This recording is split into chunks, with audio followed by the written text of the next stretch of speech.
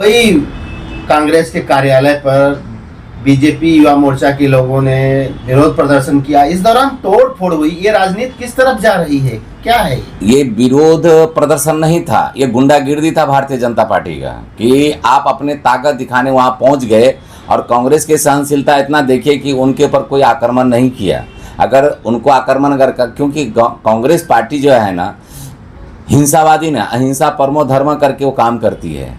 आप ये समझिए कि आधा घंटा तक वो लोग तोड़ फोड़ करते रहे, लेकिन फिर भी कांग्रेस के कार्यकर्ता एक शब्द नहीं बोला है और एक आवाज़ नहीं निकाला, एक इनके विरोध में बात नहीं किया। इनको इतना शर्म आना चाहिए, जो प्रधानमंत्री यहाँ का हमारा देश का है, वो अपने कार्यकर्ता को कम से कम एक बयान देना चाहिए कि इस तरह से किसी भी कार्यालय पे जा करके प्रदर्शन करना, किसी के कार्यालय को तोड़ना, ये हमारा सांस्कृतिक नहीं सिखाता है। आप संस्कृत और हिंदूवादी की बात करते हैं जब देखो उठ सुट करके, ठीक है, आप हिंदू हैं तो सब हिंदू ही है, कोई दूसरा कौम नहीं है।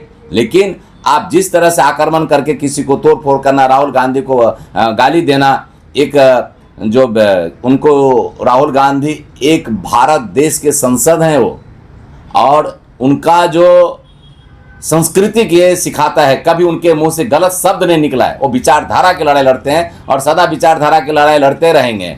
सबसे बड़ी चीज, तोड़फोड़ के दौरान पुलिस ने लाठीचार्ज भी किया और वहाँ पे जो भारतीय युवा के कार्यकर्ता थे उनके ऊपर FIR भी दर्ज हुई। इस पर आप किया है? आप एक समझिए, पहले आप वो वीडियो देखिए, उसमें पुलिस वाला उनको बहुत समझा रहा है। यहाँ तक कि जब कुर्सी से तोड़ रहे थे तो भी पुलिस वाला उनको हाथ से माने समेट रहा था कि ऐसा मत करो, समझा। उनको देखिए आप क्लिप वीडियो कैमरा का, उसके बावजूद पुलिस को भी वो लोगों ने धक्का मारा, वो भी आप देखिए, आपको दिखेगा। लेकिन उसके बावजूद जब नहीं हुआ तो हमारे पुलिस कानून में एक चीज है कि जो कंट्रोल करने के लिए जो पावर होता है, वो मजबूर में लाठी उनको उठाना पड़ा। नहीं तो लाठी, हमारा जो भारत देश के पुलिस है बहुत देर तक पब्लिक को पहले समझाता है कि भाई ऐसा मत करो, ऐसा मत करो। उनके बाद भी अगर नहीं समझा, जब पुलिस को लोगों ने धक्का मारा सत्ता के गुरूर में, हमारे यहाँ का महाराष्ट्र का आदरणीय सम्मान्य देवेंद्र फडणवीस जी मुख्यमंत्री हैं, उनको सम्मान करते हुए उनको अपना कार्यकर्ता को बोलना चाहिए, ये जो तुम कर रहे हो ये गलत था और इसको कभी हम बर्दाश्त नहीं करेंगे। क्योंकि कौन जीता कौन हारा वो मैंने नहीं रखता है,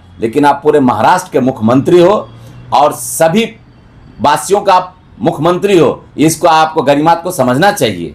सबसे बड़ी मुखी हुई और जो बीजेपी के सांसद थे वो हॉस्पिटलाइज हुए और ICU में एडमिट हो गए, वहां पर भी बहुत कहा सुनी हुई, आरोप प्रत्यारोप हो रहा है। इस पर आप क्या कहेंगे? आपको मैं बता देना चाहता हूं, जब नेहरू जी संसद में पहुंचते थे तो अटल बिहारी वाजपेयी ने नेहरू जी के बारे में टिप्पणी नहीं किया था।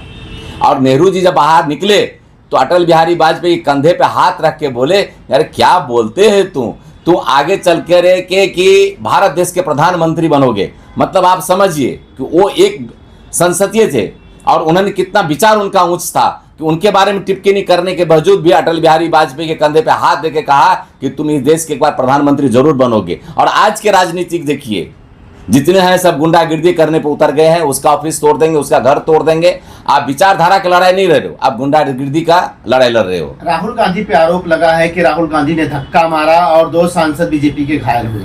आपने CCTV में देखिए, अभी तक ढूंढ रहे हैं, मिल ही नहीं रहा है। आप झूठ पे, ऐसा है कि सत्ता में है, वो प्रधानमंत्री है ना हमारे देश के, भाजपा का सरकार, आदरणीय सम्माननीय नरेंद्र मोदी जी प्रधानमंत्री हैं, गृह मंत्री अमित शाह जी हैं, तो कुछ भी कहेंगे ना तो कुछ भी करा लेंगे। जो पुलिस को ऑर्डर देंगे, कानून को ऑर्डर देंगे, कानून उस चीज को फॉलो करेगा। CCTV फुटेज में आपको एक बार बताता था, हमारा कांग्रेस का अध्यक्ष खड़गे साहब हैं, उनको धक्का देके गिरा दिया गया है।